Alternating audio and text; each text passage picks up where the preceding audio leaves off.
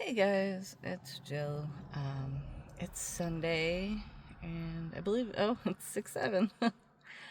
um, I wanted to talk a little bit about my post yesterday, why I posted it, and why I was so angry. So, a little bit of backstory this week.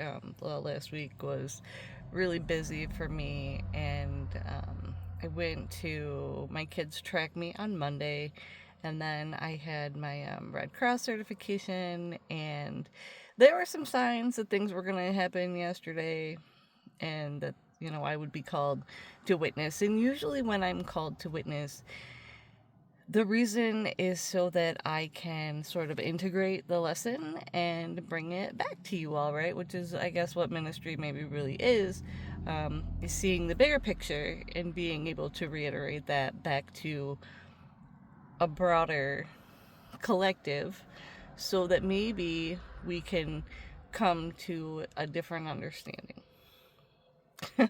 So,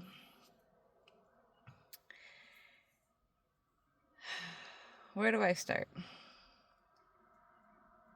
Well, let's start with the picture. So, last night, my son and I were on our way home from Skaneateles, and we had a really nice time actually, and we're down by the water. And when we were coming home, we were getting in the car, turned down the car, and there was this song on the radio, and the name of it was The Road Home. And I thought, well, okay.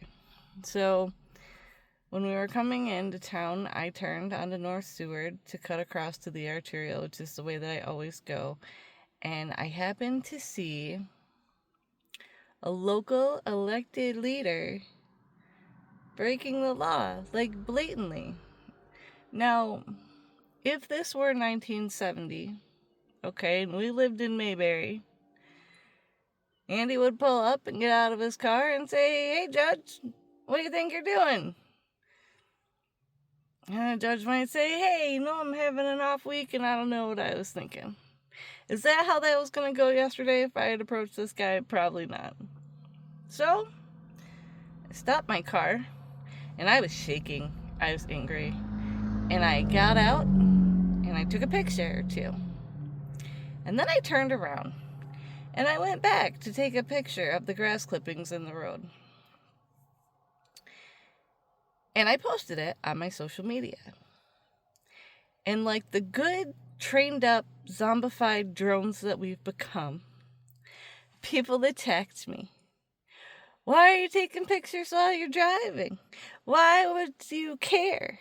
Why does it matter what he does?" It matters, friends, because he is an elected official with perceived power in our community. And that is really an analogy for what is happening in this country on a grand scale. Okay? We are being violated by our Treasury, by Congress, by the President, and instead of looking at the people who are going, "Why are we allowing the people in power to do this?" we're just attacking one another over nonsense. That's intentional, friends. That is exactly how that game is supposed to play out, so that no one is held accountable.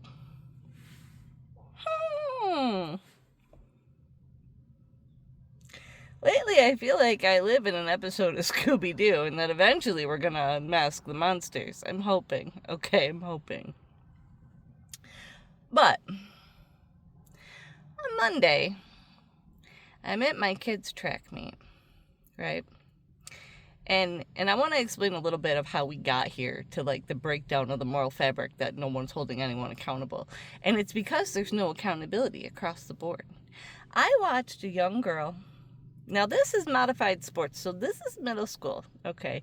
I watched this young girl toss her water bottle and then drop 3 F-bombs in a string. Just a sentence that was, "You effing blah, blah, blah, F this." And I went, "Oh, okay." So I'm standing in a group of young girls, and I said to them, because they had seen the interaction, I said, "Remember that the way that you talk, the way that you speak, is the way that people are going to think of you. And every single one of them looked at me like a deer in the headlights. Like they just couldn't make the connection as to why what I had said mattered to what she had done. So I looked at the young girl next to me and I said, "Does your mom speak that way?" And she just pursed her lips and shook her head yes. Because what else is she going to do? She's not going to verbally acknowledge that this is the trash society we've created. She's not going to throw her mom under the bus. But she's also not going to lie to me, right?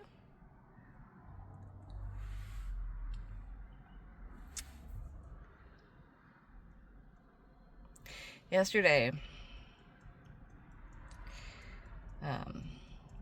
I attended my Red Cross CPR certification, and it was kind of atrocious. The woman who was leading it had been trained by a third-party company, and she had kind of admitted that a lot of things were going to be left out. And I thought, well, that's interesting. So we did a little bit with the mannequins, and we did a little bit of training. Now, I've been through this before. I have recertified my CPR Red Cross training every 2 years since 2001, because I have always been in a capacity where I have had, children or moms or been in the care of that demographic. So thankfully, I know how this is supposed to go, and I'm trained enough with enough muscle memory that I think I would be able to, handle myself if a situation should arrive where I needed these skills. So in this room, there were a couple of teachers, and there were some young kids who were going to become lifeguards. And so when it came time to do choking, the woman said, "We're not going to practice these skills. Now, if you know anything about CPR and you know anything about what happens when someone is choking, you lay them over your arm and you give them back blows." And she said, "Well, we're not going to do those things because it's awkward when people touch you. So we did away with that after COVID." There are so many things that are wrong with that sentence, friends.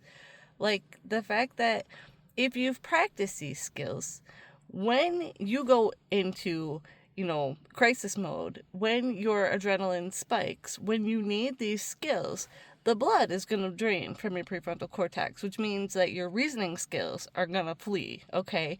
So if you have muscle memory, then you can still practice these skills because you can say, "Hey, I've done this before. I know what I'm doing." If you haven't done it before, the chances of you remembering what you're supposed to do lessen, immensely, okay? But the fact that we're not touching one another to practice life-saving skills, the fact that we're not coming together in community, and the fact that we're not supporting one another lends to the fact that everyone is afraid to hold anyone with any kind of perceived power accountable. This is a cyclical game, friends. Now, also, during this CPR course, and I say this a lot, the systemic dumbing down of the American population is intentional. It has been this way for a very long time, but in 1996, with No Child Left Behind, we failed generations of kids. Those kids are now becoming parents. And these are the parents who are reading at a 6th grade level or less. Okay. These are the kids who, I dated a guy a couple months ago who told me he reads at a 2nd grade level. He made 6 figures last year. Does he care that he can't read? No, absolutely not. However, the reason I'm not still dating him, he has no moral and ethical boundaries. He's making money and is doing what he wants to do. And isn't that the American way? Why does he have to care about politics or who's in charge or what's happening around him? So, during this Red Cross class, when we're talking about opiate overdoses, they put up the statistics from 1999 to 2022 overdoses in the United States, overdose deaths, in the United States. Now, these numbers go 1999 less than 5,000 per year. 2010, 21,000 people. 2017, 47,000 people. By 2022, over 81,000 people dying by overdose death in the United States. Why does this matter?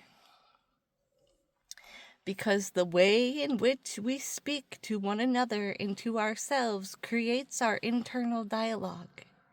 What else happened between 1999 to the present day? A mental health crisis, right? We rolled out pills and petroleum-based pharmaceuticals rooted in overcoming all of the nonsense in your head. Because as society crumbled, we had to do something. So we profited off of you. Well, we fed you something that does not cure you, probably exacerbates your symptoms. Oh, and we know that it does. That's why there's black box warnings that you may want to kill yourself. And then we let you rip each other apart and fight and bicker over nonsense things like race and gender and sexuality, and bring it all to the forefront in the middle of the street so that the people in power could run amok and do whatever they wanted. And here we are in 2026. So, am I going to apologize that I was super angry that the local judge was blatantly breaking the law and putting people in danger? Absolutely not. Okay. And was I driving when I went back through and took pictures on my phone? Yeah, at about 5 miles an hour. And my permitted driver was in the passenger seat who was 17 years old. So was I putting anyone in danger? No. If I wear my seatbelt or not, does that put you in danger? No. If you wear a helmet when you're riding your motorcycle or not, does that put you in danger? No. Does blowing yard clippings in the street put everyone in danger? Absolutely yes.